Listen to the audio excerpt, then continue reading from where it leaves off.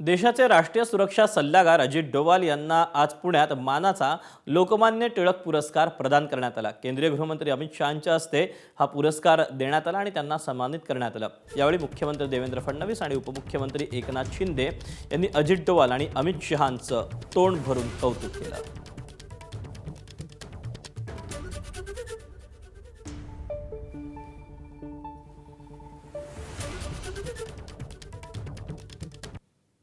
अजित डोवालजींना हा पुरस्कार मिळाला याचा आपल्या सर्वांना अतिशय मनापासून आनंद आहे।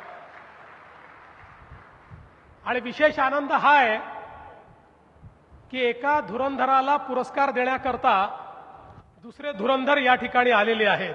खरं तर मी असं देखील म्हणू शकतो की राष्ट्रीय सुरक्षेच्या क्षेत्रात ज्यांना चाणक्य म्हणून ओळखलं जातं त्यांना पुरस्कार देण्याकरता राजकीय क्षेत्रातले चाणक्य आज या ठिकाणी आलेले आहेत।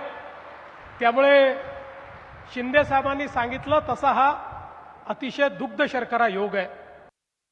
एक तरफ देश का आंतरिक सुरक्षा को नई दिशा देने वाले, नक्सलवाद को समाप्त करने वाले, सफाया करने वाले और देशद्रोहियों का खात्मा करने वाले गृह मंत्री अमित भाई शाह, और दूसरी तरफ देश की सीमाओं की रक्षा करने वाले और राष्ट्रीय सुरक्षा को ताकत देने वाले रणनीतिकार अजीत डोभाल जी।